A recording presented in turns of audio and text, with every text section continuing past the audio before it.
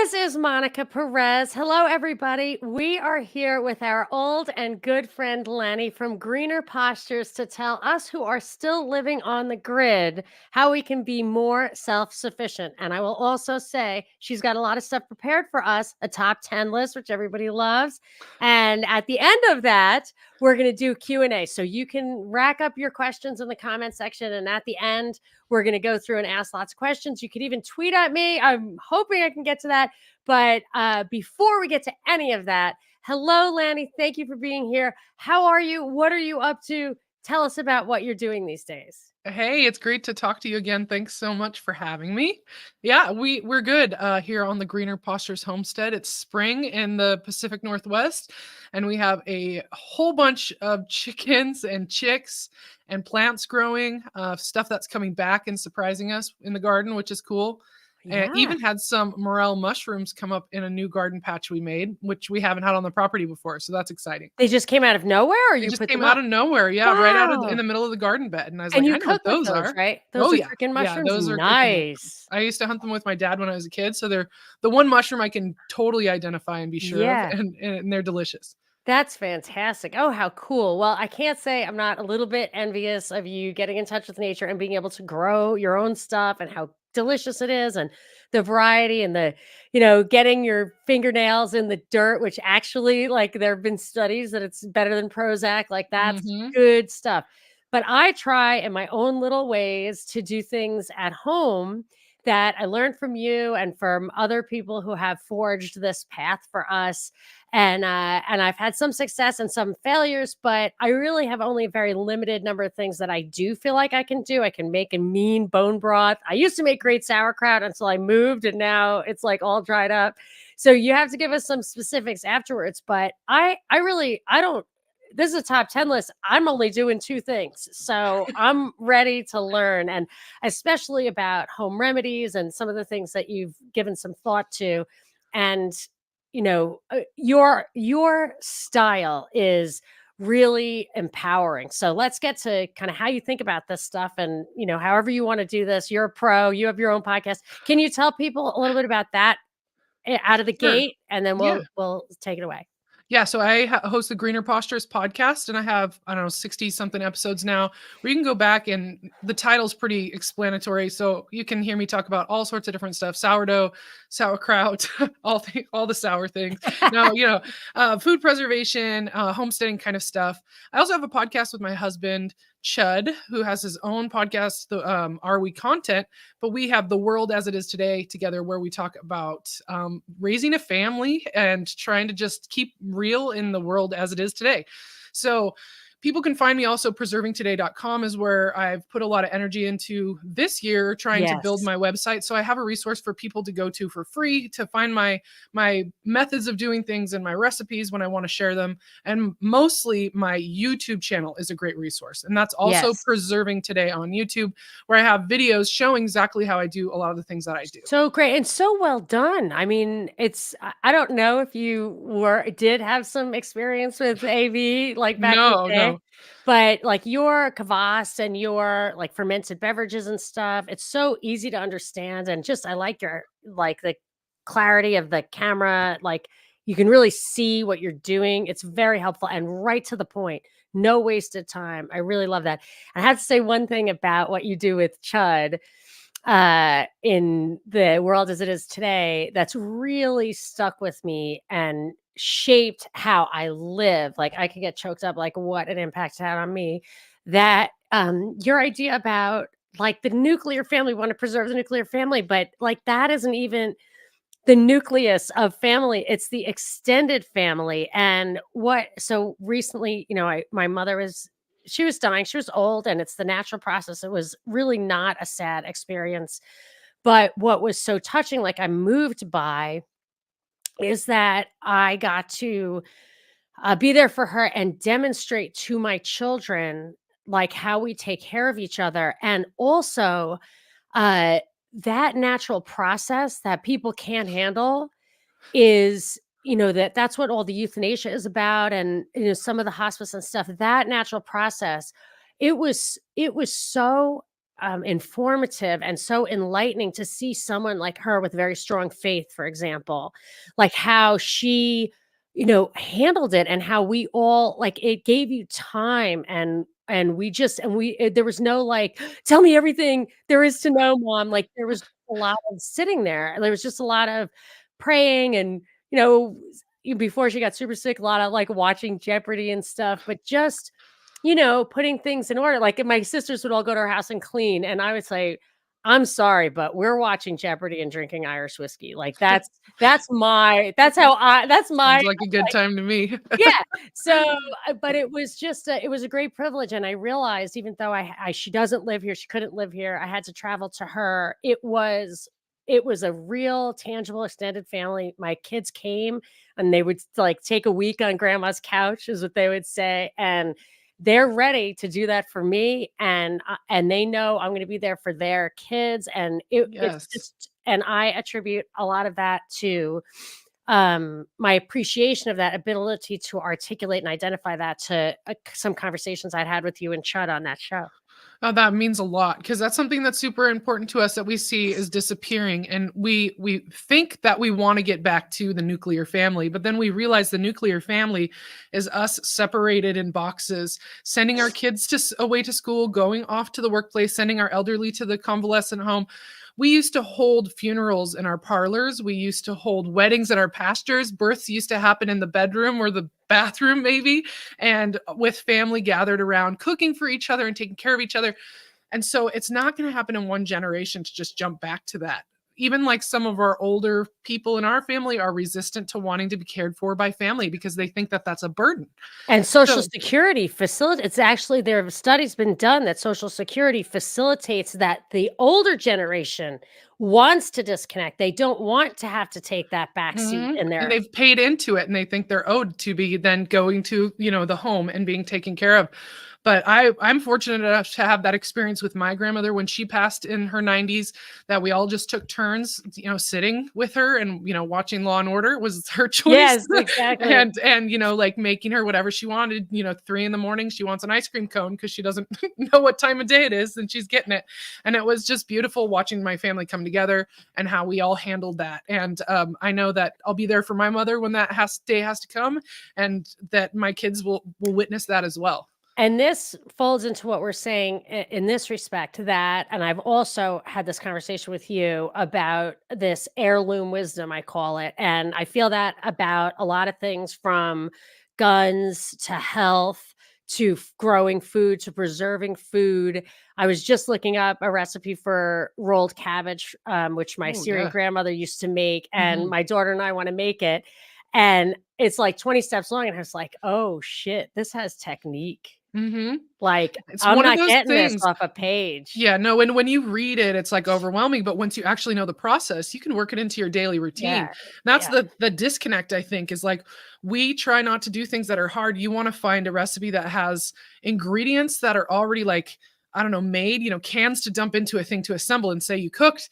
Is that really cooking? It's like, yes, if you normally go to the deli or McDonald's, then yeah, that's cooking, but then there's steps to take farther and farther away from those systems where you learn more and more in a gradual way of doing it. And I think that that's what I really want to promote because that's how I've learned. And that's been really good for me. And there are nuances that you can learn at your grandmother's knee, but also what you have done is you've relearned that stuff through experience and observation. And And repetition, doing it yes, again and again. yeah. Yes. So you're recreating it, and you are a demonstration to us that we can get that back in a generation, and it's not too late. So, and I think that for you comes with like a mindset and an approach. So let's start with our list, and I know that you're going to give us a lot of color there. Yeah. So when you asked kind of like, oh, let's do a top 10 on, living more independent, authentic human lives. And I was like, I like that wording. That's nice. Authentic human lives, right?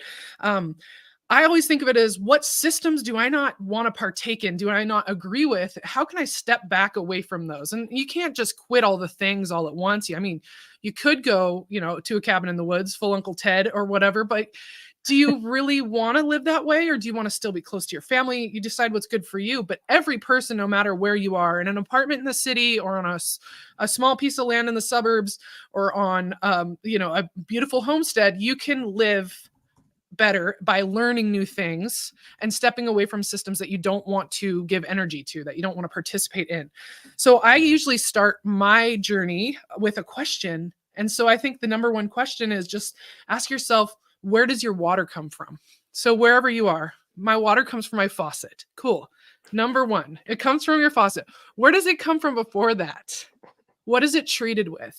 How does it get to your house? Gravity fed? Is it pumps? Do you lose your water when your power goes out, like we do? Because we have a well, and the well pump goes out if our power goes out. So what are you going to do if your power goes out and you can't pump your well? What are you going to do if something happens with the municipal water source, like we've seen in certain areas of our country where it's not drinkable? So just asking yourself these questions and starting to understand how the system works, then you can start to see where you can find ways to kind of circumvent the system, go around it, find different ways, or at least have an emergency supply of things to get you by while you figure things out. And I think being prepared for anything makes it so you don't have to worry about all the little things, because you're just ready to go no matter what, even if it's just job loss or being sick or having a baby and being postpartum. No matter what it is, you've got a couple of weeks cushion to figure things out, and I think that's a good feeling. So yeah, I hadn't thought about that. I have a Pro Pure water filter like Alex Jones style, so I was worried about the chemicals in it, and I felt like I got around that. And I used to have a swimming pool, which I don't have now, and I was told like you could literally put swimming pool water into that thing, but I don't even have that now. Yeah, so is there any specific recommendations of how to kind of whatever, store So water for a rainy day, for a yeah, dry day? start by figuring out where your water comes from by doing some searches online. Depending where you are, what water source, where's your water bill come from, and then kind of go from there. And then most places like water associations have to put out a yearly report that tells you what's in the water, like from lead and glyphosate and all the other things. So you can kind of look there. I think there's also websites online. I wish I could remember it to let your listeners know. There's a website that has all sorts of water data like on the website to look up. So figure that out. And then I would say consider water filters. I have a Berkey. I'm not sure if it's great. I felt like it was the best decision at the time, but I still have questions. They don't tell me what's in the filter. I'm a suspicious person, but it feels good. The water tastes good. But keep in mind that you need minerals too. And so when you're filtering your water heavily, you need to add something back into it. So a pinch of salt goes a long way. That's the minerals that you need, the electrolytes you need. It's the electrolytes that your body craves, right? Yeah. No, I So know you can't drink distilled water, it'll kill you, but I never thought I'll have to look into that. That's true, that Pro Pure thing. I love the way it tastes. And when you put like I used to put the aquarium stick in it and it came mhm, out completely clean, like there's nothing in it.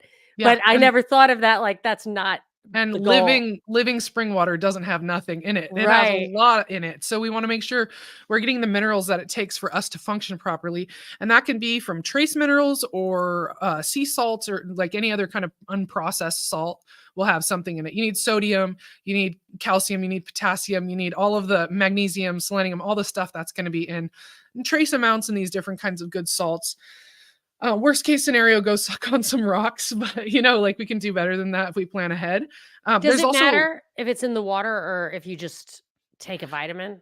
sometimes you can put just a pinch of salt under your tongue and then drink a glass of water. Put a pinch of salt in the water, however you want to do it. You're drinking your bone broth, you're putting salt in that, right? So that's good too. Definitely. I That's discovered also a new hydrating. thing. If you make it without salt and maybe this is bad for you, I don't know, but my daughter turned me on to putting red miso in it. Mm, Oh my gosh, it's like so good. Yeah, transcendental. yeah. Yeah, And no, it's that's good. And it's yeah. salty. Yeah, And if that's you're got in a hurry and you can't like make yourself some food instead of grabbing like a bag of chips or whatever, like a cup yeah. of that because the salt makes you feel like you've been replenished. And for me, when in doubt, homemade broth, and swirl an egg in it, and you got your egg drop Oh, stew. Like yes, 2 seconds, my defo. favorite breakfast. So Defo. yeah. I thought I invented that, but I always think I invent things and you're like, Yeah, that's I like invented it 1,000 too. We years all did, old. our own journey. 1,000 years old. But yeah, you have to think anything you do at any given time, somebody's probably already done it, right? So yeah, I think that we got for Christmas as stocking stuffers this year, Santa, which happens to be me as well, gave life straws, which are these little straws that you're supposed to be able to just drink the muddy water straight out of a puddle and it be clean. So that's like the worst case scenario situation. I don't need to use them. I know where they are in my house. We could take them with us if we wanted to, or if we were going hiking, and you have that way of filtering water.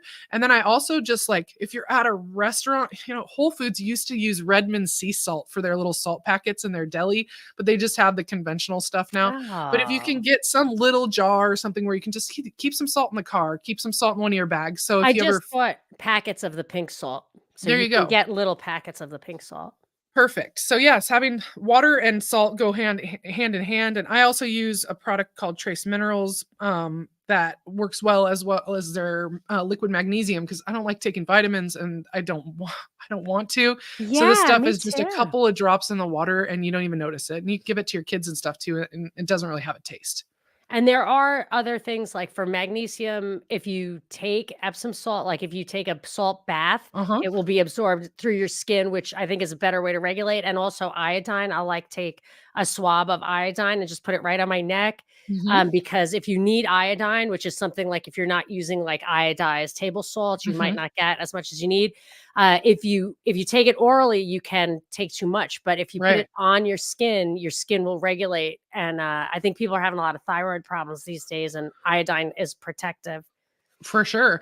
And then same with the magnesium. If you can get a magnesium oil, which is basically just water that's holding as much magnesium as possible. So you could make it with Epsom salt or some other magnesium flakes, or you can buy it. But you can put that on the bottom of your feet and it absorbs really well, or take a foot bath with it, or you can put a couple drops on your toothbrush. And that's the only thing that ever tightened my gums up. And I used to have gums that Really? bled, especially during my pregnancies. And I found it then, Wow. and it take just a Okay. couple drops on your toothbrush. Yeah.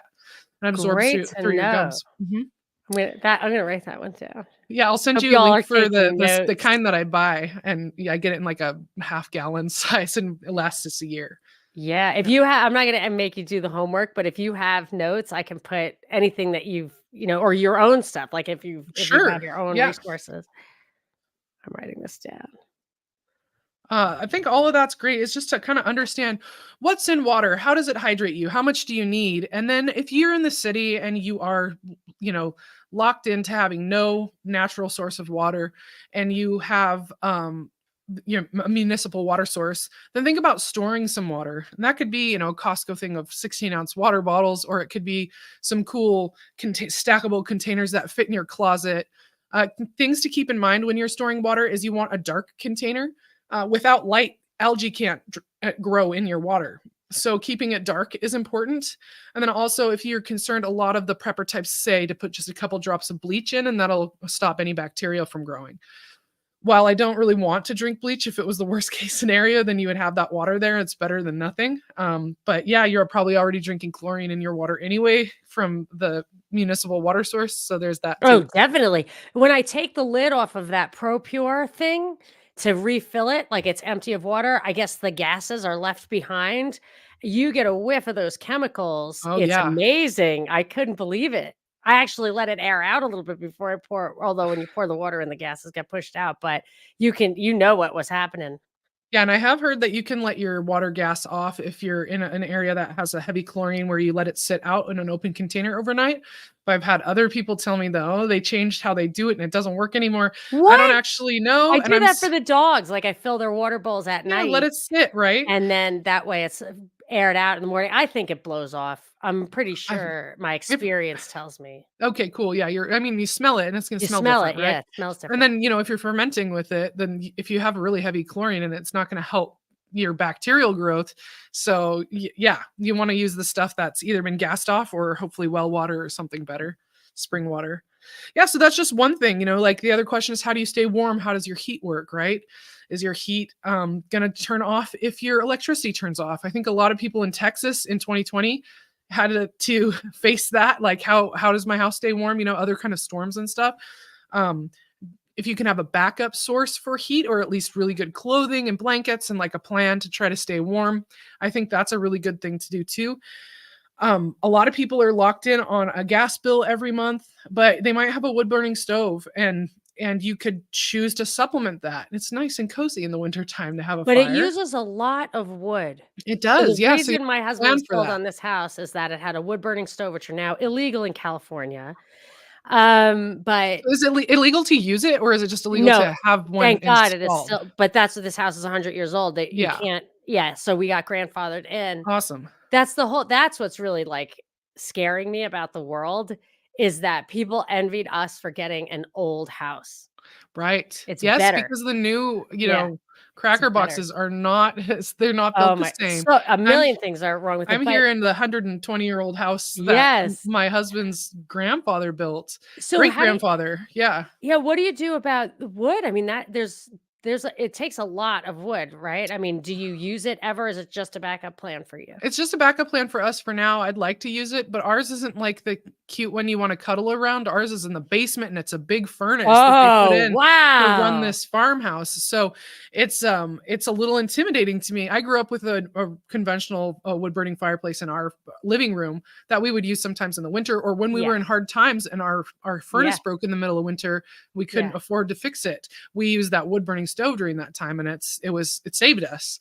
But we also pitched a tent in our living room and had the kids play camping because it would be warmer inside the Right, tent in your right. living room. So it's just those kind of things you can think about. Like, if the worst case scenario happens, you just know you're going to be fine if you have just a couple things lined up. You know what I mean? You have sleeping bags Yes, and a sleeping tent. bags. That's Hmm. true. I mean, because you're protect, if you, as long as you have the shelter, you're protected from the cold, and boy, sleeping bag with 2 people, Yep. you're f You I can think you're stay pretty much fine. dry. You can Yeah, stay dry within your house. Then you can stay warm some way with sleeping bags, with a yeah, tent, with the wood burning stove. But yeah, it does take a lot of wood, and we have some woods on our property, so we're lucky. When a tree falls, Chud goes outside and he cuts it up and he stacks it. So we have different stacks around the property, and we also have the basement filled with wood if we need it. So it's there, but not everybody has that luxury. So if you're in an apartment in the city, think warm clothes, lots of thermal layers, like and sleeping bags. and hats, always a good hat. Always, But yeah, cover your head. my mother was remembering stories from her childhood, and she was saying how her mother used to get up before dawn, before everybody got up, into the basement to shovel the coal into the Mhm. furnace Yeah, every single day. yeah. And I just thought, I mean, I don't even understand the coal, like, where would it vent? Like, would that get in your house? Like, what the Oh, I heck? think it would be the same as a chimney. It would just It go just up and would out the be chimney, yeah. totally secure in that way. Yeah, But anyways, that was, she was like, boy, I really they used to get an ice box, like chunk of ice in, I don't even, whatever, yeah. but that they would, it would, you really were connected to what you were doing there. Right, and how much effort it takes to do things like keep your food cold Oh and my keep your gosh. house warm. I mean, wow. The effort it takes. I mean, I've said this before. I was really bamboozled by modern thinking, in that I thought of, like, oh, I could do well on tests. I should go do a job in a box with a pen and a piece of paper. Like, that's my destiny.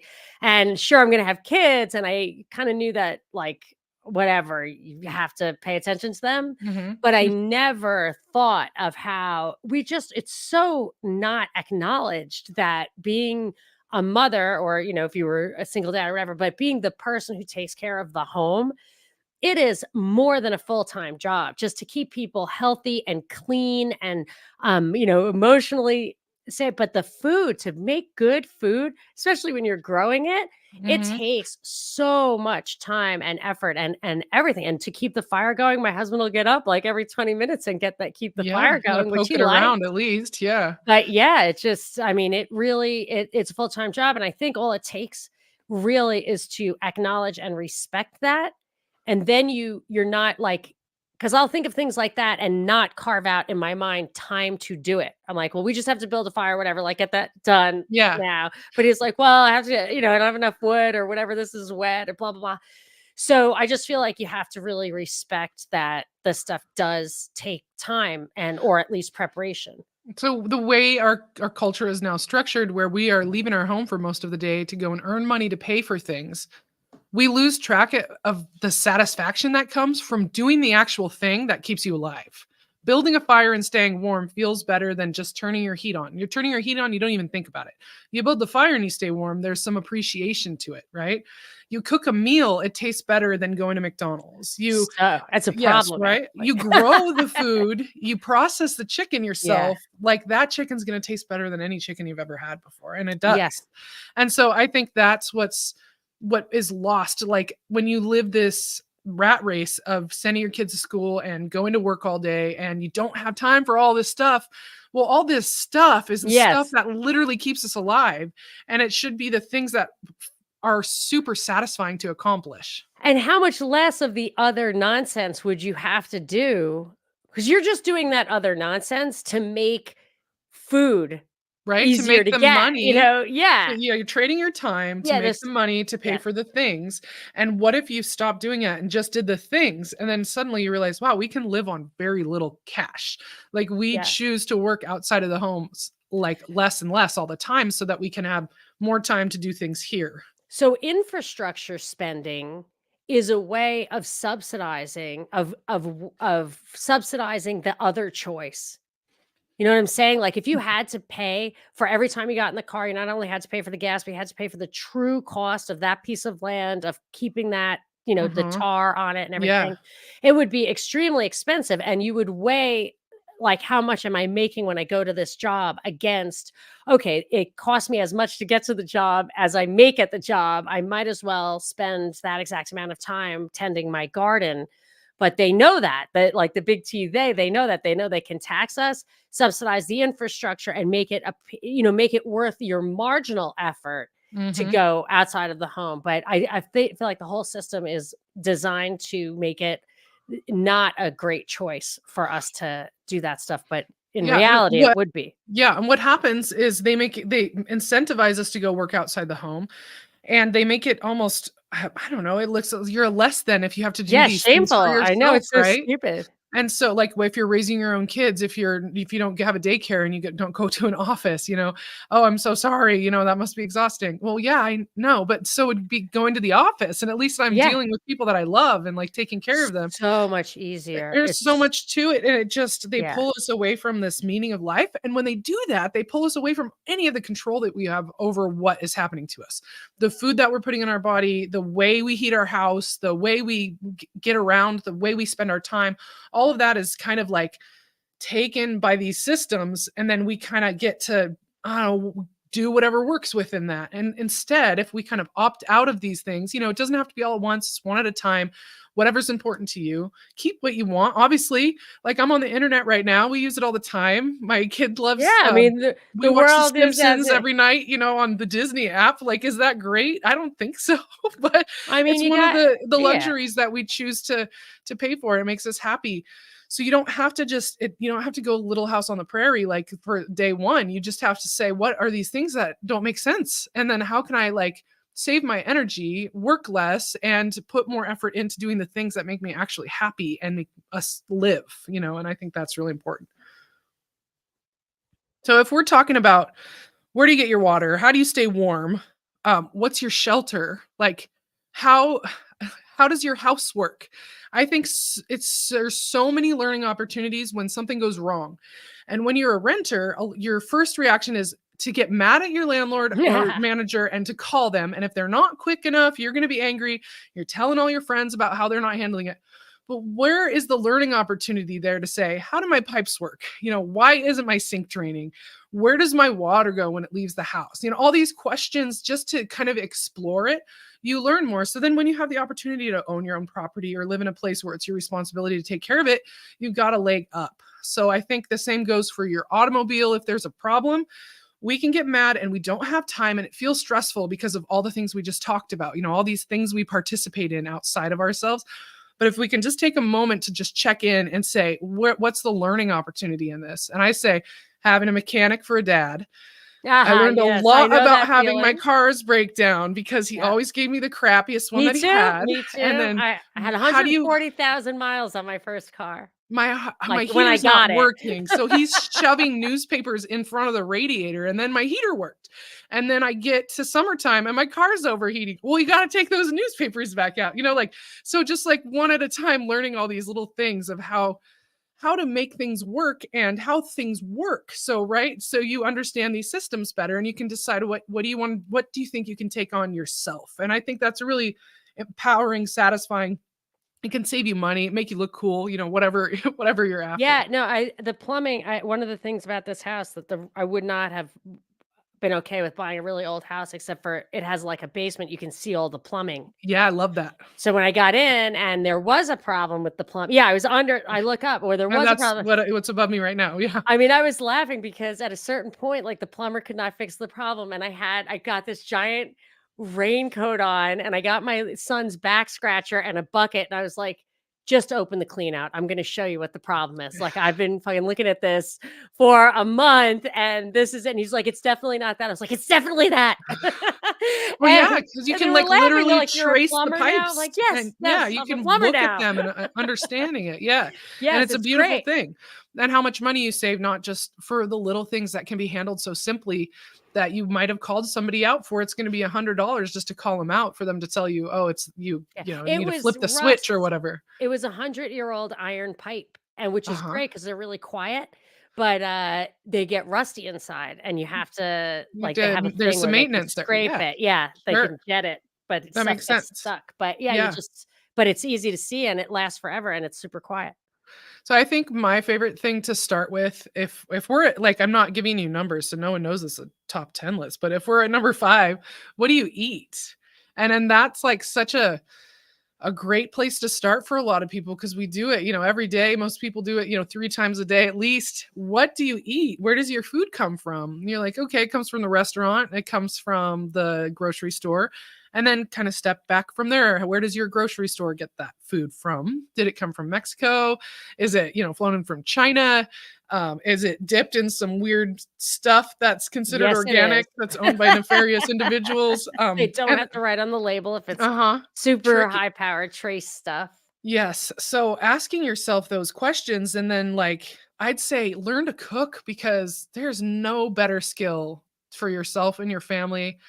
Just learn to cook, and that can be anything. Choose a favorite meal that you have and just learn how to make it, and make it a bunch of times until you make it really well, till Yes. you like yours better than your favorite That's the key, restaurants. and that's in my mind, the last straw is the seed oils, because you really cannot get things that aren't made with seed oils, and they're in all the sauces, like the condiments, Everything. everything, and high Mayonnaise, fructose ranch corn syrup dressing. is Yes. also super bad for you, and that's in all so it's one or the other, so if you can't make this I wanna start making my own mayo, and Yes. boy, did I make a disaster of that, but Did you try? I did, I tried with, like, just cheap EVOO, like extra Uh-huh. virgin olive oil, and it was so bitter, or Oh, maybe it it's was n rancid. all no, it's the olive oil. It does not taste good. Extra virgin olive oil does not Yeah, taste good as no. mayonnaise. No, Yeah. so I have to I'm gonna go back to the drawing board, but I learned my first lesson, like, it's not that simple, I'm pretty and sure I maybe have a video how I make homemade mayo I thought on my you did. channel, and Yes, you yes. can use extra light olive oil, which is I just like just bought the that. Yeah, 3rd pressing, right? And yeah. some people like that. You can use avocado oil if you're comfortable with eating that, It but doesn't I'm like taste wonder good. it Yeah. it seems to me it has a pretty neutral taste, but I'm still like, I'm not sure it's good for me It kind of a tastes like thing. nothing. Well, you Yes. might as well just use an avocado, I feel like. Well, That is then, yeah, mayonnaise, actually, you basically. can do that instead of mayonnaise, that's really good. Just get Um, over it. Get over but the mayonnaise. best mayonnaise that I ever made is, with duck fat. So that was next level. Then you're talking like keto, carnivore, whatever. Duck fat, lemon juice, salt, and some, egg yolks, and that's it. Yeah, I guess, because the only thing I need it for is the sardines. I'm, like, crazy for sardines, Sardines are good for you, that's and excellent. have to have a little bit I'm gluten-free and everything, like, by accident, I didn't mean to, but, like, you just can't you can't just eat it with a fork. Well, maybe you can, I'm not ready for You c that. I So, like putting it on a salad sometimes yeah, I and mix put it on it up. a lettuce, but I have to put a little bit of some kind of mayo, but you're the duck fat, I'm totally going Yes, all so for if you that. can get a good duck fat, you leave it room temperature so that it's liquid enough to pour it, and then make it that way, and it's really good. Oh my gosh. I Yes. don't get me started. I just the animal fats of all kinds, I just adore them, Well, and I they feel like line my counters, like, it's just, oh, which I do, I compare. I'm making this with lard, I'm making that with tallow, like, what are better home fries and blah, blah, blah. and I think that that kind of leads into like number 5 and 6 on my list where what do you eat and like where can you source your meat locally is number 6. But with the where can you eat comes with it learning to cook and then understanding food preservation, and not just because you need to do it, but because you should be aware of what makes your food safe to eat. I think that is a part that's totally overlooked by people, and they think they already know it, especially if you've ever worked in a restaurant and you go and you get your food handler's permit and you're like learn about salmonella and E. coli and how to avoid those things and hand washing and safe holding temperatures and all of that. There's more to it than that. That is the conventional way of explaining it because there is more nuance than that. Certain things are good at room temperatures. Bacteria is good. It doesn't have to be just a negative thing. So understanding how your food spoils, how it goes bad, what makes it safe to eat, where is this like hidden botulism and how does it grow, all of those things I think are so important to understand to be confident that if something ever came up you would know, hey, can I eat this can? It says it's like I don't know, expired 2 weeks ago. Is it rotten? Well, Yeah. no, it's not. It's a canned good. It's not rotten unless your can is bulging or something. It's not Right. it's not rotten. And can't you really use your senses to determine that? I don't think I've ever gotten sick from something that didn't kinda seem like I was taking a chance. Questionable, Yeah. right? Yes, I think there's so much to be said, but because of the trust the experts thing since we were kids and this programming, I mean, a new on the regular news, like every other day, there's like salmonella outbreak, recall on something. These things, just like the chickens being put down and saying that they tested positive for bird flu, and then Ugh. they're mass slaughtered, right? It doesn't mean the birds got sick. It means they were killed because they might be sick. And so it's And kind of they like look the sick because they're jammed into, because like, they're boxes sick, under heat lamps. because that's Yes, the they're food we have eat, that's our festering food system. wounds. Yes, it's Yes. gross. So if you are worried, like with the food recalls, like with spinach, E. coli and spinach or something, the food is recalled and maybe one person gets sick. It doesn't mean everybody got sick. Right. There's so many moving parts that we don't understand, but because it's just like in our regular conversation, we think we do. So I would really challenge you to understand food preservation and especially fermentation and other older ways of doing food preservation. I wanna just mention this thing I saw on Forensic Files of all things, which, like, they started running out of real cases, I guess, and they started just doing stuff that was obviously, like, sketchy, and this one thing wasn't sketchy, but it was a kid had, they didn't know what was wrong with him, he was, like, super, super sick, and it ends up he ate raw hamburger that was tainted, but the reason he got super duper duper sick is that they were on a road trip and the mother kept giving him like Imodium or whatever makes you not Oh, go to the uh-huh. bathroom, and Yeah. because she So he wasn't able to flush interfered. that. Yeah. Right, and so Yes. sometimes I think, like, the people who are getting sick, sometimes, um, either they aren't super healthy or whatever, but, like, it goes to we actually have a lot of the ability. So the healthier I am, the more I eat probiotics, the more I eat, like, sauerkraut and stuff like that. I'll eat something that's, like, a little bit off, and it'll make my You tummy a little bit But you're upset. not gonna get I'm really sick. fine, yeah, and I'm like, back in the day, like, I would get food poisoning every once in a while, and now I'm just like, I think I probably ate something bad, but, you stop eating it, and then you get better.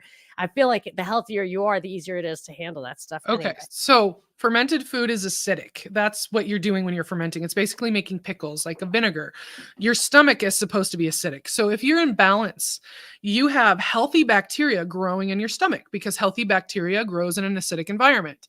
And what doesn't grow in an acidic environment is the bad bacteria that makes us sick. E. coli, strep, staph, all of these other kinds of things can't grow in an acidic environment.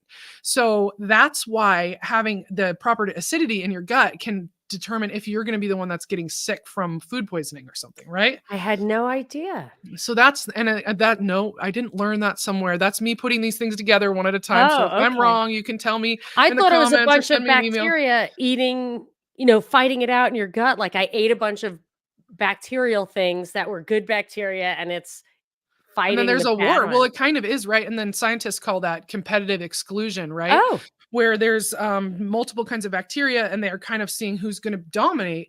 And if you have the good bacteria, they're going to transform your environment to be acidic and make it so that those other bacteria cannot grow. And that's why fermentation preserves your food. Fermentation, by the time it gets to that acidity where it's a 4.6 or less, it's considered acidic. And most fermented foods, a pH is probably 3.6 or less. That acidity will make it so that E. coli bacteria botulism can't grow in that environment. And so you can leave that sauerkraut on the counter and it's not going to make you sick. I was gonna ask you about that. I have a new this house is, the kitchen's not small, but the fridge is super small, and I really can't keep much in the fridge, so it cramping my style, and I was wondering I have a German friend whose mother would make a a thing of sauerkraut, like, this you've seen them, you've turned me on to them. Those huge crocks or barrels. Yeah. Huge crock, and she Uh-huh. said it would just sit in the kitchen, and I don't even understand how you make a new batch of that, like, how does that just sit in the kitchen for who knows how long, and I couldn't understand it. I thought, is there any way I mean, I have sauerkraut problems in this house, but if I master the sauerkraut thing in for this exact environment, which of course is like you I remember when I went to your farm, you were like, "Okay, this carrot grew best in this spot, so that's the one I'm gonna grow in that." So I remember Well, you were like we let it go to seed. Yeah. And yeah, we but, still have like, carrots coming up from those it seeds. became right, it like, the things that grew best in that spot are the things that were flourishing in that Yeah. spot. Like, it is almost like a little evolutionary thing right there. So I'm gonna get great at sauerkraut in my spot, but how am I going to make it if I can't put it in the fridge? So you're going to want to keep it in the coolest place possible because the bacterial process speeds up when it's warm and you're living in a warm climate. So if your basement stays more cool, leave it in the Oh, I basement. have a wine cellar. Okay, wine cellar. And then when you do a really big batch, it ferments more slowly than when you do a smaller batch because you're probably doing quart or half gallon sized glass jars typically. Those go pretty quickly. Mine are done in probably 13 to 20 days to where I 20. like them a little crunchy still. Yeah. But you can leave a huge barrel and it takes a lot longer. It's not going to ferment at the same speed because think of it, there's less bacteria to start with, the same amount of bacteria to start with, and that much more of a food source. So they take longer to work through it, right? But I As mean, do you have to wait a year to eat it, or are you just No, because eating you're it going to along the start way? taking from the top layer. And the beautiful thing about this, Oh, I yes, get it. you take from the top layer, you resubmerge it, you make sure everything's weighed down and you're checking on it to make sure mold's not growing, scooping it off if it starts to. And then you're taking from it. And I think the beauty And the of doing it top that is where way, it was growing. right? Okay, so think about this. When we used to preserve food, the cabbage we ate when cabbage was growing, fresh cabbage was one thing. Then sauerkraut, fresh sauerkraut is another thing. But the sauerkraut you're eating at the end of the season, just before your cabbage starts growing again, is going to be soft and mushy. It's a different sauerkraut. The flavor is different. It's not as vibrant. That's cool. Like you have this Yeah, big wide variety of what like it's not just the same, when you open a box of Cheez-Its, it's the same freaking cracker no matter where yeah. you are in the United States. This is so different. It's a living food. So you can appreciate these things Wow. at different times of years and use it in different Used in ways. Like different ways you're with going to use probably it seasonal things. fresh, or maybe you're just going to be baking it with bratwurst by the end of the season because it's soft and it still brings flavor and nutrition. It's a beautiful thing. Yeah. Yeah, that's funny because I have noticed that my appreciation for sauerkraut goes across, like, the whole spectrum. Like, I make a crunchy salad with, like, grapefruits and a lot of acid, and then I love to sauté cabbage with, Mhm. like, caraway seeds and Oh, yeah. onions, Yes. and then, I love corned beef and cabbage, and I had the rolled cabbage from my Syrian grandmother, but then, like, my thing is the sauerkraut, but I see what you're saying about so the bacteria it's getting from the environment is hitting the top layers first, so when you pull that off is that correct or Or no? it would be throughout because the bacteria is actually on the cabbage itself and you're mixing it and everything. But because of this volume Okay, of it, I think the edges kind of what I've witnessed is that it starts from the edges. So either way, you're going to have a crunchier kraut and eventually have a softer kraut because it's going to right. go. but that volume of it kind of helps protect itself, and keeping it in a cool as place as possible. It doesn't have to be refrigerator temperature, but like That's at least under 60 degrees would be great. ideal. Yeah. Yeah, it's 57 degrees in the cellar, and Awesome. that's true, like, an actual natural basement is 55 degrees, which is how wine evolved to need to be Yeah. at that. So, maybe I'll just get a bigger like, I'll get a 3-gallon thing maybe? I think my biggest one is a 5-gallon crock, and that's the Ohio stoneware. I can send you a link for that too. Oh, my And husband's not gonna let me put that in the wine cellar. it's But so pretty though. It's but it's gonna beautiful. smell, he's gonna freak. Oh yeah, yeah, it's got a ceramic lid that fits over it. Alright, And but the basement is almost that cold. I can yeah, just put it right next to put it the in the basement. basement. It doesn't Okay. matter. But your sauerkraut problem, because you reached out and you said Yes, mine is getting moldy, dries out, I can't dries make out. it. You have a wood stove. Did you have a wood stove at your last house? No? So your environment is drier. Ah, You're yes, and evaporating I'm more, higher altitude. I don't know right? if So that's drier. you should be keeping brine in the refrigerator that you can top your ferments off with to keep it under the liquid. Okay, I what I noticed is that when I make the red one with beets and red cabbage and red onions, which is so freaking fantastic, in the first day, so much brine bubbles up that it overflows. Uh-huh. And so I'm thinking that doesn't have the problem. I don't know why. And if I made less in the container, pushed it down more so that there was more top room More headspace. Yeah. for the stuff, and then it would just settle back down, but I don't know if it's because beets have more water in them or I what. think because the red cabbage is so fibrous, it's harder to break it down initially, and it lets out more liquid over time than the green cabbage does. That's what I've noticed. Okay, alright, so Because I'm gonna yeah. okay, so keep brine now how am I making that brine? Just making salt water, like Yeah, you make salt salty water? water just Yeah. like you would make for my dilly bean recipe that you would Yes, have got that's at the actually workshop. where I took it, yeah, Yeah, yeah, which is, okay, I think, if I can and it's remember, just it's a purified teaspoon water. a teaspoon per cup of water. A Yeah, it teaspoon of might salt. be. I definitely have it in one of the PDFs that I got from a workshop of yours I took, but is it so it's just regular purified it's like the water from my thing, it's not I distilled water? use tap water, whatever you normally ferment with, you're fine. Right, okay. If you use, filtered water, that's fine too. So just top it off, okay, and what if I topped it off if I had to top it off every day? Are you fine with that? Totally fine, because if you're losing liquid, then you need to replace it, and all it's Yeah, gonna do is keep it under the brine, and as long as it's salt water, it's not gonna affect the flavor of the sauerkraut. It's not gonna make it, right, like, less salty or watery.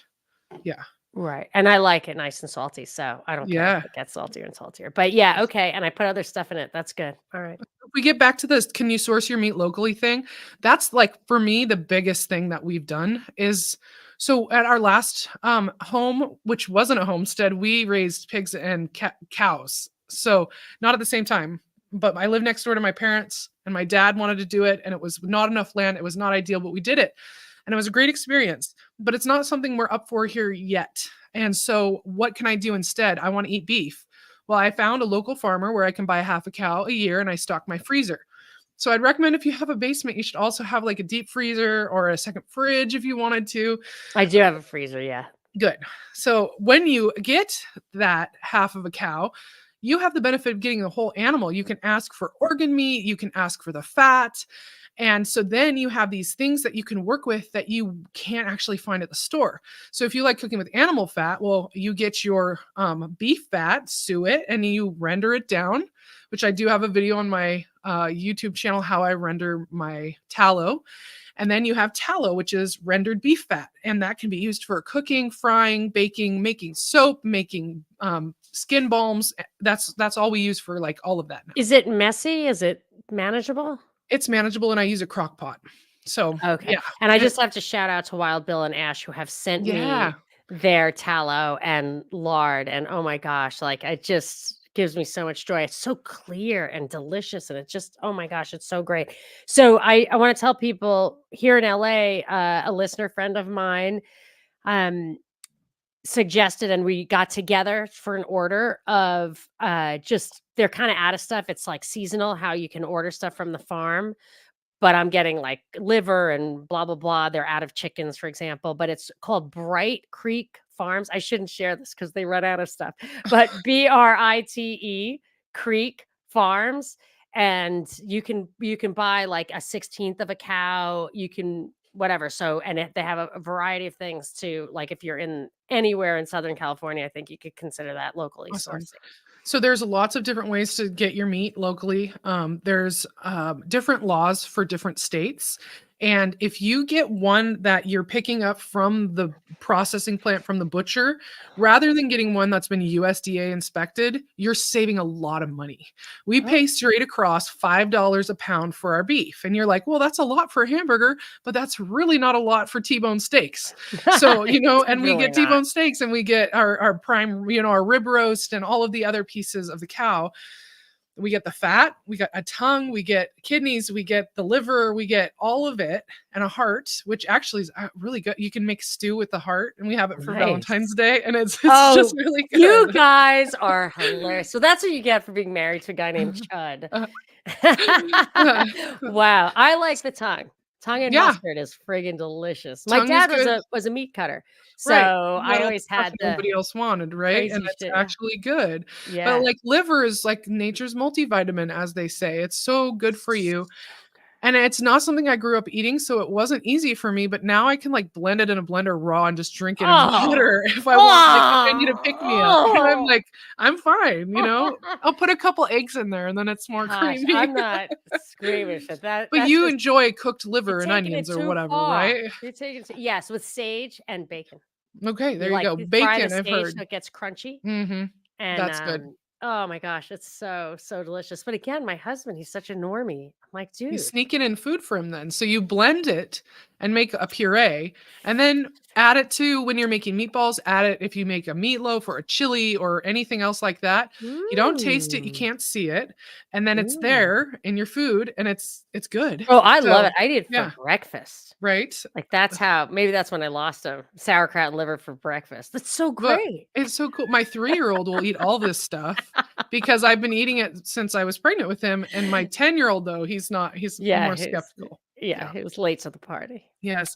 So getting your own beef fat means making your own soap and making tallow balm and all these other skincare products. I make my own shampoo bars now, and I've never made soap before, but I did that. So it's just really, really cool to have these other resources to work with that didn't wouldn't have access to if you didn't support your local farmer. Then also you're making these connections in your community. Those people are more likely to help feed the families that have been their customers for a while than anybody else if Oh, yeah. shit hits the fan. So, yeah. Mhm. Let's see, medicine and supplements. That's my number 7. What do you take? And is it necessary? Are you happy taking it? Is there alternatives? And where do you get it from? What's in it? Like all of those questions about supplements or medication is really good too, because some of the things that are prescribed to us might not be necessary. So I think I've successfully gotten a couple of my older friends off of the statins, Yeah. but Oh my my dad won't god. stop taking them. He's sure that it's saving his life. There are But books called there are 2 different books I just recommended to a listener called The Cholesterol Myth, myth, yep, that the calcification of the arteries, there is a lot of evidence to suggest is not connected to cholesterol, and as a matter of fact, cholesterol can make your arteries more supple. That is right. not do your own research. When Oh gosh, isn't your that, like, brain racist or something? I forget. your brain is made mostly of cholesterol. Yeah. We it's not what they say it is. Yeah, it's So, insulin and vitamin K2. Vitamin K2, for example, which is in sauerkraut up the mhm, wazoo. It's in natto also. mhm. Vitamin K2 is what delivers calcium to the bones and does not deliver it to the arteries. So you have a double like the osteoporosis thing and the hardening of the arteries thing. From what I've read, is both related to under consumption of vitamin K2, and vitamin D is important also. And where But did those vitamins yeah. come from, and where did they work best in animal foods? Like, one of the highest A, D, E, and K, right? Raw milk, raw cheeses, Mm. pasture-raised pork fat. Those things have, high doses of that. So, when they're Oh, promoting a vitamin E is only an right? animal fat, I think, and So that's what's great for your heart. And if they're promoting these vegetarian diets and fake meats and lab grown stuff, which we've talked about Oh before is my god, terrifying, it's so sick. and vegetable oils and everything, we're not getting any of the nutrients. We're eating rancid oils. And it's like, if there's an inversion, go back to when they started telling us to stop eating animal foods and they started to tell us to eat margarine.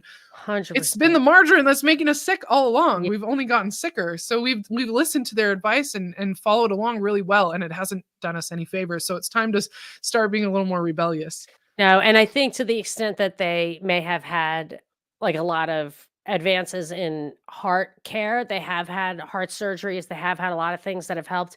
I wouldn't be surprised if the smoking, declining smoking, like, people so the lung cancer, for example, like, they will admit that the plummeting lung cancer numbers was a result of not of people smoking less, but I wouldn't be surprised if the exact same thing is true for the plummeting heart problem numbers, where they'll take credit for it as a pharma thing, but I Mhm. think a lot of times they introduce pharma like, I think that's what's coming with cancer, like, I feel like COVID, the vax spikes the cancer, and then so I did all this research because my dog was super sick with cancer, but it was too late, but I learned a lot, and ivermectin is in human trials as a very powerful anti-tumor, medicine. It's in human trials. A friend of mine I was doing the research on the dog, and I told a friend of mine who has cancer, like, "Ask," and she asked, and they said, "Yes, we'll get you in a trial." So sometimes you have to Oh, ask if there's wow. limited space, but then I was thinking if ivermectin cures cancer,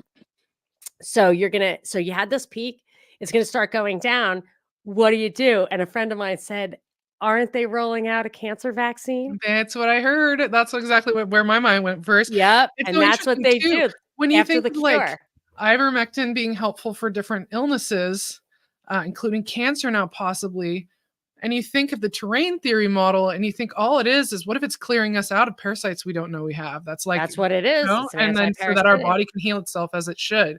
And it It's was very just in it's soil. It's not yeah. even something that was a chemical, it was discovered the guy got a Nobel Prize, I think, for get but it was in soil in Japan. Oh, wow. Yeah, it just came from Yeah. the soil. It's a naturally occurring thing, and, it's so cheap and easy to reproduce, but, of course, I don't want parasites in the first place. I don't wanna have cancer in the first place, Yes. but I found that interesting, like, that may be where we're going, but that's how you start seeing, they interject their cures, their medicines after things are starting to go down and then take Yeah. credit for them and get you hooked forever. So I think if you're wanting to be more prepared and understanding the medicines you take and which ones you need and which ones you could live without would be great. But also knowing home remedies and herbal remedies and things that you can make and Yep. create yourself, or things that you can stock up on. Like I say, I like to have a lot of salt or trace minerals. And I am learning about herbalism and the plants that grow around us. I'm using chickweed and nettles and raspberry leaf and all these other things, both for internally and like for topically for different skin stuff. And it's so great. Like my 10-year-old had eczema that was related to food allergies, Mhm. and it's on and off, his whole life. It's much, much better now. Mhm. Severe when he was a That's true. kid. Yeah. But now I make all of his creams myself. Like I make all the salves and everything from tallow and local beeswax and Oatmeal is infused good. oils. Hmm. My Irish grandfather used to put oatmeal on burns, on skin. He did the Epsom salt thing too. Another thing is, garlic for warts. Oh my gosh. Any doctor's remedy does not compare to a half a piece of raw garlic on a wart. It's like That's in the cool. 24 I've hours, like it's almost gone. want one just to try it. Yeah, just to Because try because it like happened so during cool. COVID. I had a plantar's wart once, and the doctor went in and he cut it out. It took 2 weeks for me to be able to walk again, and then it was COVID, and all the doctors were shut down, and I was like, "MFer," like, there Grandpa Malarkey would have figured out how to fix this. He would have known, and I just Googled my heart out, and I found this thing, and it's literally you duct tape a piece of garlic cut in half, and it was gone in 24 hours, and it burned. I could Yeah, feel you it. can feel it work. You wanna feel it It working. That's was yeah, it that's was a great. nice I was, like, feeling. blown away. It's like the lysine for the cold sores. I'm like, "I cannot believe it was this simple," Yeah, and the and pill is, like, $30 a pill for a the cold sore. fresh garlic stores well too. So having fresh garlic, ginger, turmeric, all these things can be kept on hand. A lot of herbs that you can gather around you can be dried and stored. Like what I'm making. And like, that's my number 8 is what body products do you use and what could you live without and what could you switch up? Do you want to support the corporation Dove or whatever you're buying your soap from? Or do you want to learn how to buy it? Or you want to find someone who's making it that you can trade with or buy from a farmer's market? So making my own soap and salves and all of that has been really rewarding. And a lot of the herbs that I'm growing in the garden this year and that I let go to seed last year so they would come back on their own are things that I can use to infuse oils with and go into my shampoo, into my lotions, and all the other things that I'm making. Cayenne is a very powerful salve. If you put cayenne in it, and some people say it is good for psoriasis. We didn't have we had some luck with it, but we've got serious problems. But yeah, cayenne is a great thing for in that. And of course, my guy at True Hemp Science and the CBD rubs are awesome, and lotions. And yeah, there's so many natural products and the fat and just the beef tallow. I have soap made of tallow. Yeah. Yep. Because of my son's psoriasis, just tallow. Right. Yeah, and that's what I make here. And if somebody can't access that, it's really expensive online. I'll sell it to you cheaper than they sell it at any other places. My tallow soap. It's just tallow, cool. Olive oil, lye, and I don't put anything else in it. Somebody to put hemp seeds in it because I like scratchy. The scrubby. Okay. I like it scrubby because it doesn't super lather. It's not super lathery. Like mine has a good lather. Mine has a pretty good lather. Yeah, and it doesn't dry you out, which has been really great. And you're selling it? I do have it available I don't have it posted anywhere. Right. But just for friends, if you email me I might have to directly. Clean you out. Yeah. But no, go ahead. You can how would people email you or greenerpostures@pm.me. Okay. greenerpostures@pm.me. That's it. Okay. All right. So where are we?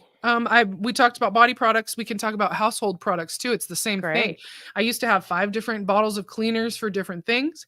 Now I just use vinegar and water and it cleans like everything and it disinfects it. So and then take it a step further. I'm making my own apple cider vinegar. So then it feels really good to be able to use that and you're not even buying it. I just read that apple, and this has been disputed, but there's like a few things that can protect against the insulin spike of like refined carbs. So if you end up having a dish with white rice or whatever, there's 4 things: fiber. So you could literally take a fiber pill. Vinegar, and some people say preferably apple cider vinegar. So you take, I think it's 2. You take a shot but you can pour it in water. Yeah, that's it. Fermented foods and capsaicin, which is cayenne. Cayenne. Yeah, those are things that help counteract that insulin spike in case you want to splurge. And if you look at any like traditional cooking, it's going to have acid and heat in it. Yes. It's just like, and so it's just like intuitive, right? It tastes good. So you can either be chugging apple cider vinegar or just make good food and it's probably going to be better for you. But the white vinegar as a cleaning solution is just like, I could never clean that aquarium at all. It's just like, I would scrape. And then my husband's like, don't they use vinegar for that? It's free. It's practically so free. Cheap. Yeah. And it would come right on. I mean, not 100%, but way better than anything else and good enough. Yeah. And vinegar is easy to make with leftover scraps if you're making. All right. Don't make me make it. You can make Not it. Making the vinegar. It's $1 a gallon. But we have an apple tree and we're already in the process of skinning the apples. Then you just throw it in a jar and you make some vinegar. It's fine. To clean your floor with. Come on. To clean your floor and make your salad dressing and everything else. It's beautiful. Go that far. Okay, you don't need to. See, that's what I mean. One step at a time. One step at a time.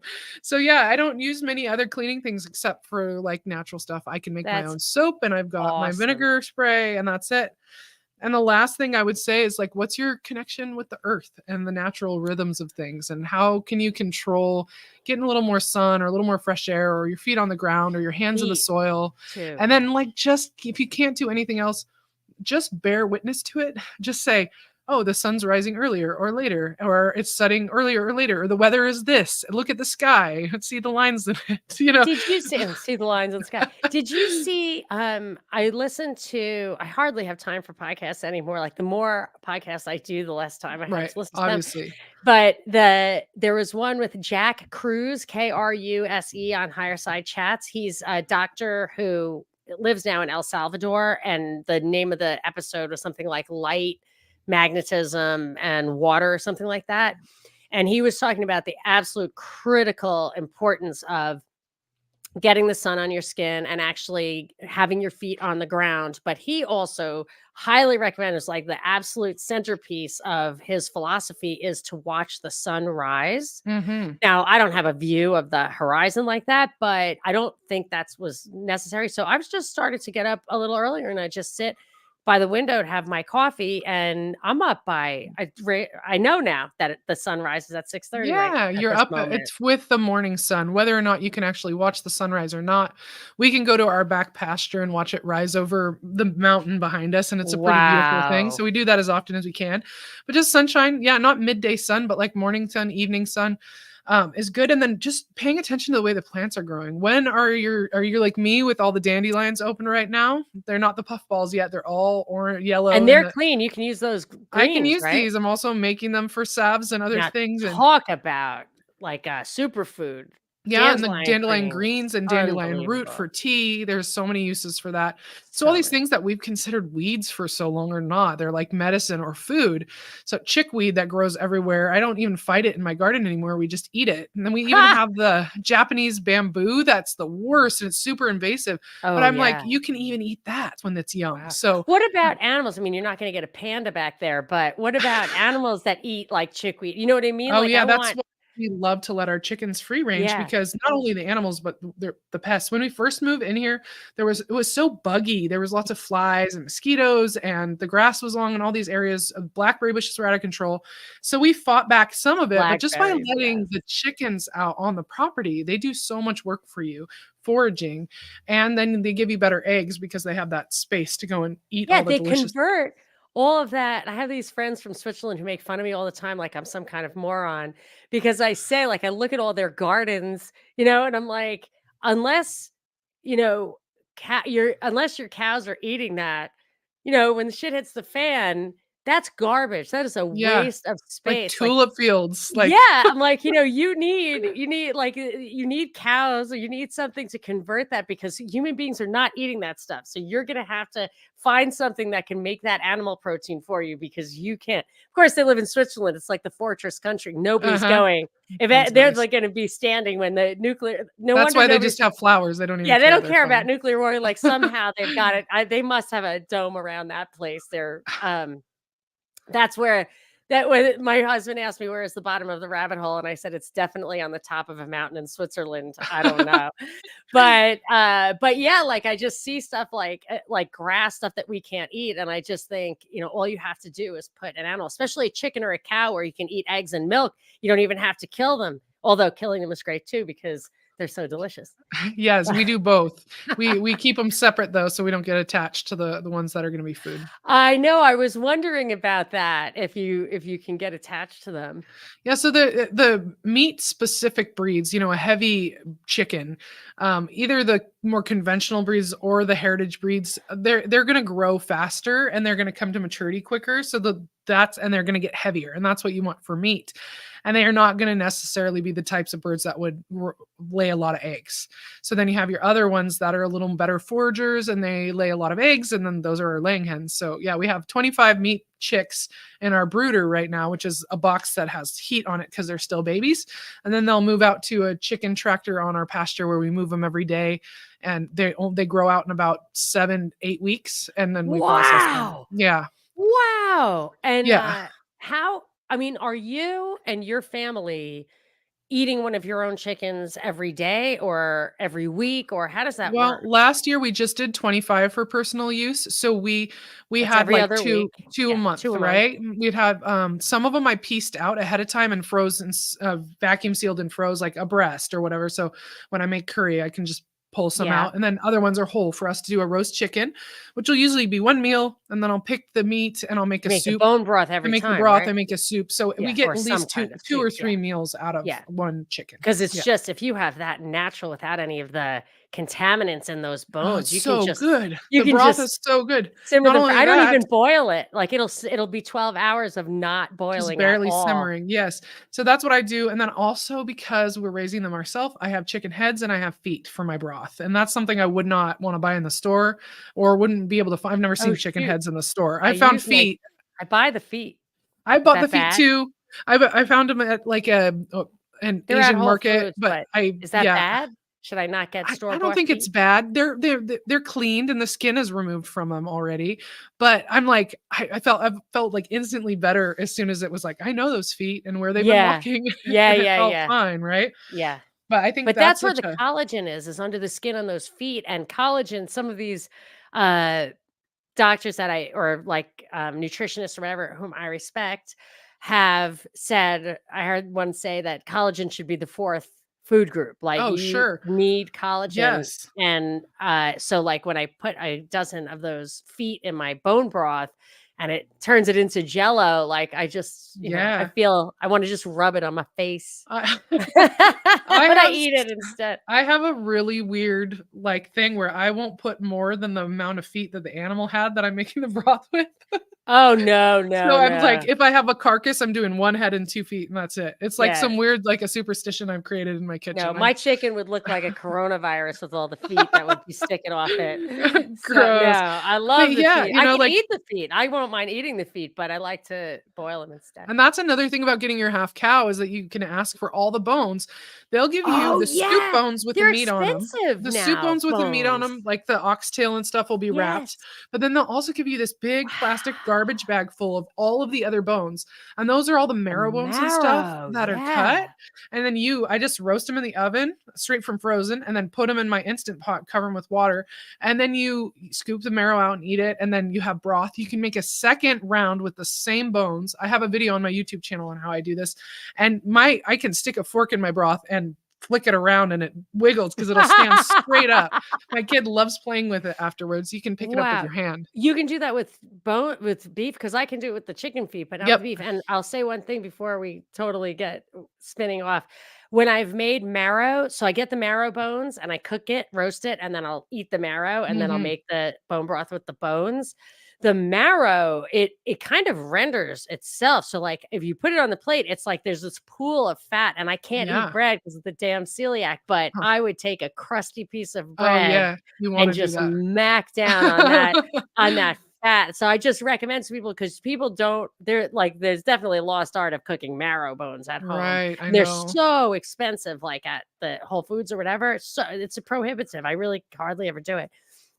But But when boy, you get you the could half cow, have a lot of you fun ask with for the that. extra bones, they give them to you in this plastic bag, and they call them dog bones. Those are Yeah. not for our dog, sorry, Sniffy. You're Well, not what getting another any of thing that doctor said was that, like, when we were, more primitive, we would chew on the bones, and more primitive to me is when I was a little kid, because like I Mhm. said, my dad was a meat cutter, Yeah. and I was the youngest of 9, so I basically got the dog bones, and I would eat it, and I would suck that marrow out, and I would just Mhm. chew on the bones, Yeah. and he was saying it's good for you because there's stuff in those are minerals and stuff in those Yeah. bones that are actually good for you.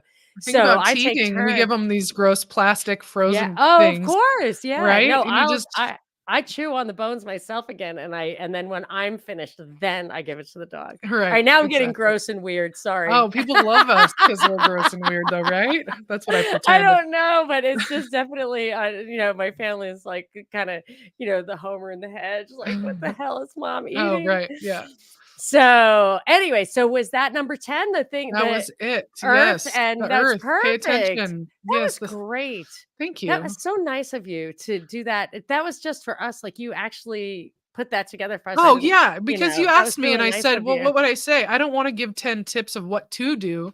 I wanna Yeah, just people think how about to these live, different yeah. things and how can you meet yourself where you are and improve the situation as you want to, you know? Yes. Not as I want you to, but as you feel like you're compelled to do. Well, I feel super, super uplifted. I've had, like, the worst year so far just because, like, my mom and then my sweet dog, which was Oh, just, like, a couple of days ago, and I just, like, that whole circle of life and love and, you have to have, like, you don't love, you don't have the loss and everything, but then you need to be, like, rejuvenated, and so I told mhm. my husband, I was like, "You know what? Like, get a big giant steak, like, we're gonna toast, like, sweet Delilah, and we're Oh, gonna,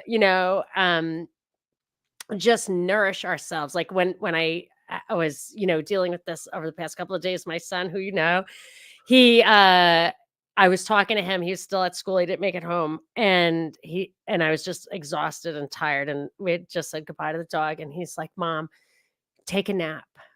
And I was like, Okay. So I took a nap, just like a 20-minute nap. And like I just started to feel Yeah. renewed again. And I feel like that's what a lot of this stuff is about. It's about renewal and that circle of love and life. And the love is renewing, the hugs are renewing, that I Mhm. have another dog's renewing.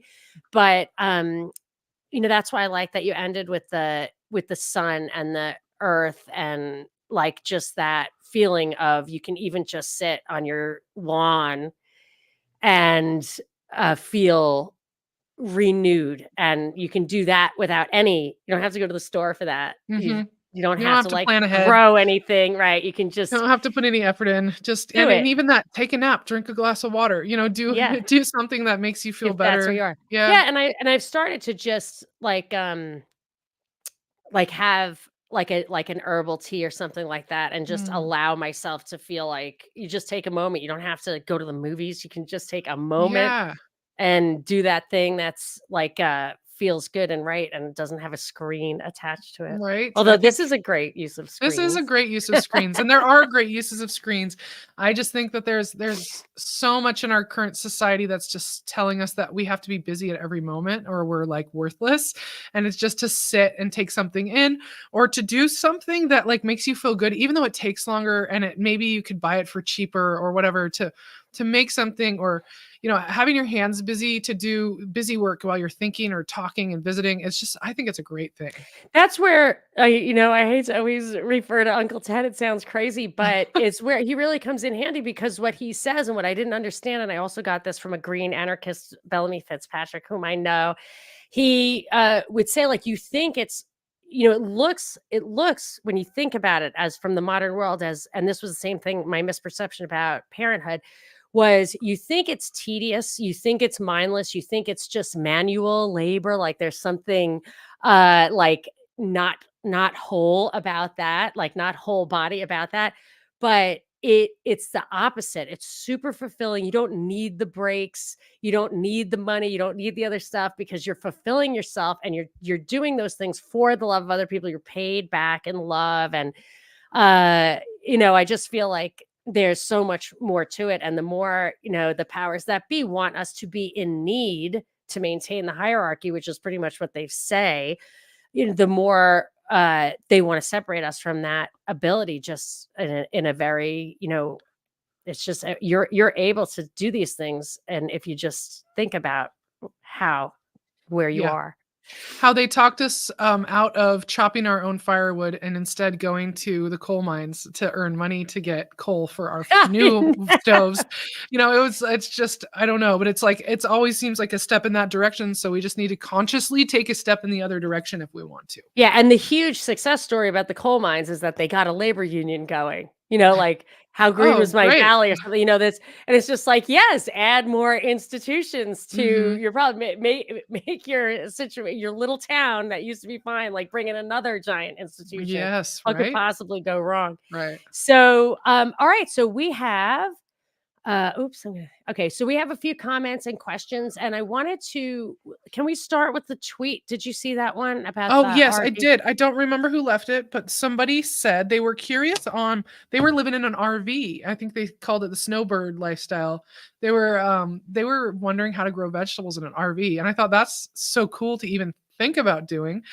I would say experiment with something small on your countertop. Like I love trying to grow basil in the window, or you could try if you can power lights in it. But really, you don't have to grow a garden. You could try instead to find local farmers markets, get good produce, and learn how to preserve it. So I would say if you can't successfully grow a garden in your RV, then you should totally try to grow sauerkraut. So get some cabbage from a local farm and try to make the kraut. It was actually from Cali Fuji. So he's a refugee from California. Perfect. But if he is in an RV up and down California, I mean, once you get out of the LA and the cities, California is, farmland. Right? And there's tons of that. You drive through Gilroy, it's all garlic. It smells garlic. Oh, There's yeah. avocados, there's nuts, there's everything. You could get a lot of stuff. And yeah, that's a great idea. Just preserve it. And then So also just learning, identifying plants, so you could be foraging things in different areas, and you can be fermenting or preserving those things in some other way too. we had some shout outs to us personally. So let's see. And I think she's then awesome too, Eddie, thanks. thank you. I was, you have to throw those things up. Um, Stuart, our good Hey, friend, Stuart, yay. yo, he was making kimchi this morning. Hey, good Kimchi joa. is so Oh, delicious. I didn't realize it gets such a so bad good. reputation. It's I have a so kimchi video on my YouTube delicious. channel of how to do it pretty simply without any fancy ingredients, It is so so, so yummy. Okay, so Stuart has a question. I think it's a question. Terry from the Union of the Unknowns was asking me this earlier. Wild fermented carrots. Something odd has happened and that they haven't fully fermented after 3 weeks. And he said they taste slightly unusual. pH is only a bit over 4. Any ideas what might have happened? well, it's safe to eat if it's under 4.6 because that's considered acidic. I would be curious of other things in the environment, if it was, if he left the peel on the carrots, if it was warm or not, and if he's grown comm yeast yet, because I wouldn't be able to leave my carrots out for that long without growing comm yeast, which is a powdery yeast that forms on the surface of a fermented food. It's harmless, but it can make things taste kind of funky. Actually, my next YouTube video that's going to be out next week is how to identify comm yeast versus mold on a ferment. But I would say that if you have a pH strip and it's testing for that, that is interesting. I haven't seen that happen before, and I would wonder if it's too cold. That would be my first question. But that seems so obvious that somebody else probably would have already thought that first, you know? So I'm not sure, Terry, but he's in the UK if I remember right. Oh, Is it that guy? yes. Yes, Yeah, he Terrence. actually I think he lived in, on one of those islands for a while that had the big volcano. Yes, so I'm not sure if it would be too cold, and then Yeah. if it's under 4, it should be safe to eat. It just might not they might not be good. I'm also curious if the carrots are softening at all or if they're not. Yeah, I actually had a problem with the carrots not getting soft when I made the taco salsa. Like, everything else was super Mhm. fantastic, the radishes, the onions, Oh, the but the taqueria mix. Yeah, the yeah, carrots stay pretty crunchy. Mhm. yeah. So I'm fine with it, but I didn't they were not soft. Okay, so Frightening Me says, know how to build a solar still, and he's gonna tell us how. He says, you dig a hole, place a cup in the bottom, cover it with clear plastic, and place a rock in the middle. The sun will evaporate the moisture and it will drain into the cup. Oh, I think I've heard of that. I think I have heard of Yes. that. Yeah, for sure. I have heard of that too, or just some way to get kind of condensation or whatever to accumulate. I think that's really cool. Yes, I mean, that's a technique that I think you'd have to, like, observe Yeah, but, you'd have to I do it. mean, I or mean, start do it playing around yourself. with it Yeah, you now if could you're do it, fuck interested. around Yeah. and find out. Yeah. So, isn't that the meme? Yeah. Cat Douglas says, "Eating well and being well," quote, "I mean and by well, I mean good, beneficial food, not just eating for sustenance, is really expensive these days." Mhm. And I think that's what food preservation could lend us as well, is that if you can buy things when it's in season and in bulk, you're gonna get the best price possible, and then you can be saving those things in a good way, and if you're using, like fermentation, you're enhancing those nutrients, so you're getting the most out of those vegetables that you can.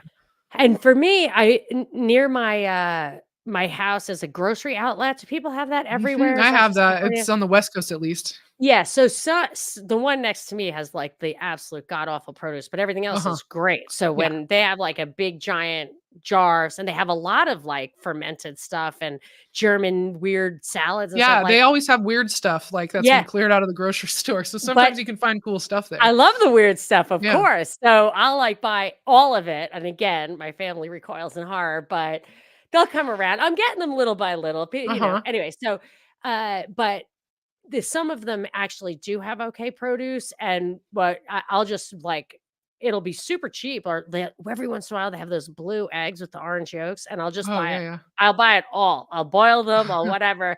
And were you the one who told me, or somebody else told me, that when you get an egg, you probably don't even keep your eggs in the fridge, but the rest of us, if you rotate them every once in a while, turn them upside down from what they were before, it changes the position of the yolk, and to the extent things would settle, it reverses that and they last a lot longer. I didn't tell you that, but that makes sense. There's kind of like an air bubble in there.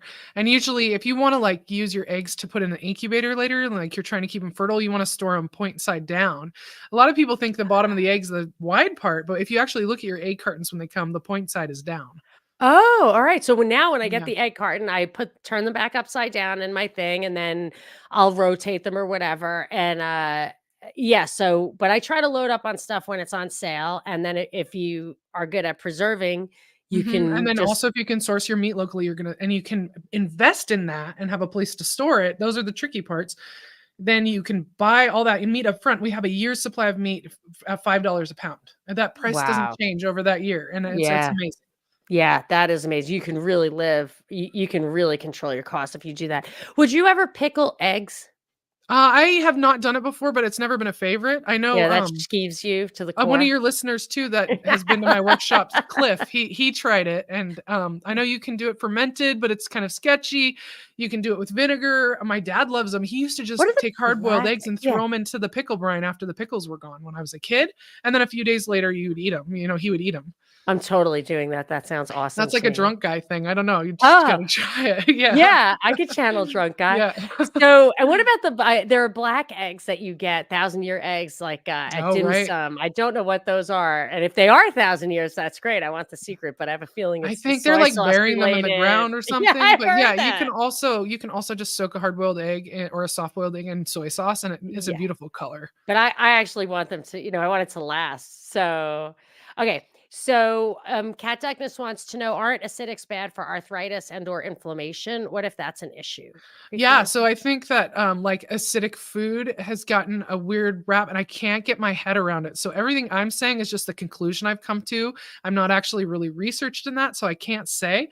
But I'd say try to eliminate things and see if your situation improves, and then you can modify that from there. So and I always wonder, and I'm sure she knows what I mean, she has a reason to ask this oh, question, but absolutely. I always wonder when we're told like something like cholesterol's bad for you, or high cholesterol is bad for you, or whatever. When you eat something, it very rarely translates into that thing in your Oh, yeah, you're not body. gonna eat animal cholesterol and then have it be cholesterol in your Yeah, your body. body has a Yeah, regulatory doesn't work. system. We bring it in and we process it and then Yeah, put it out some other way. Yeah. yeah, it's not like it just your blood's like, "Oh, well, we got And all then this I guess we have a lot of cholesterol yeah, now." no, here it You is. know? But as a cat, like, but cat, it brings up a good point too because there's histamines in fermented foods. Any kind of aged food has histamine. So people who have That is histamine bad for you. intolerance, yes, Yes. histamine intolerance can be aggravated by fermented food or salami or other kinds of cheeses and stuff like that. So it's not perfect. It's not the answer for everybody. But I don't eat a ton. I mean, people probably think I'm just like chugging sauerkraut. It's like a couple tablespoons with my eggs in the morning, I a drink it. pickle with my lunch in the afternoon, a glass of, kombucha, 4-ounce glass of kombucha mixed with seltzer water in the evening. It's just a little bit here and there, and it's great and it works for us. I'm gonna have to think about that histamine thing because I have a terrible time. Like if I drink white wine, I'm up all night, but I've never been up all night from like sauerkraut. And Uh-huh. I determined that it was the histamines in the white wine. I could be wrong, but histamines Right. keep you up and Mhm. antihistamines make you go to sleep. So I'm gonna wonder because it can't be true that, you know, like it, from preserved foods probably are the foundation of civilization.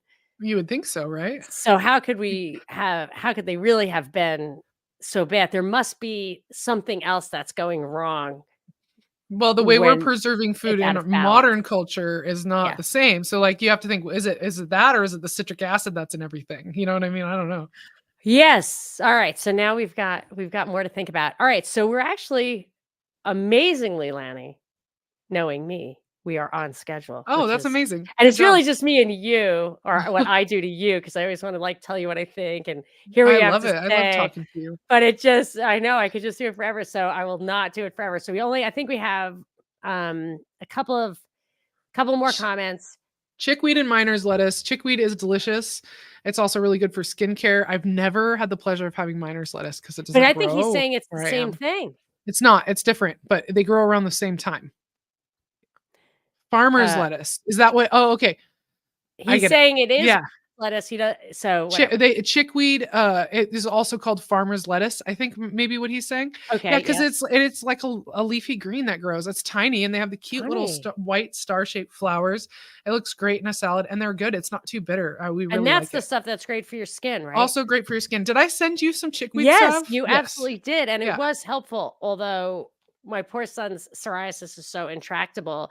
The eczema is manageable, and that Mhm. helped a lot with eczema, but the psoriasis is just too deep. I wish somebody could help me figure this out. Mhm. It's really hard to understand. Now he has Down syndrome, so Yeah. some of his genes are not There's right. just a lot going on. Yeah, it's hard to narrow Yeah, things down. and he won't right, he's not like me where I'm like, "Okay, I'm eating nothing today. Uh-huh. Tomorrow I'll have white rice," the next Right. day, No, like, there's so many he's things that you just can't control for your he's kids to get today them to is just stop doing all the things. yeah, he was like, "Mom, I've had it with you and your books. Stop reading books and then telling me what to do." I'm like, "Okay, fine." Oh, I love him. It's so funny. Yes, he's hilarious, What but I just, okay. wild carrots and hemlock do look very similar. Wild carrots, also known as Queen Anne's lace, I believe. Those can be used medicinally, and hemlock is very poisonous. But there are one way to remember it is the queen has hairy legs. There are hairs on the stem of the Queen Anne's lace, and that's good. The Okay. Queen Anne's lace, has hairy legs. That's how people have told me to Oh, is remember that what it. a wild carrot is? Queen Queen Anne's Anne's lace? lace. Yep. Are they what color are they? They look like a blooming carrot. So if you've never seen a carrot that's gone to seed, you might not know, but there are these a bunch of tiny little white flowers on top. Yeah. I'm looking it up.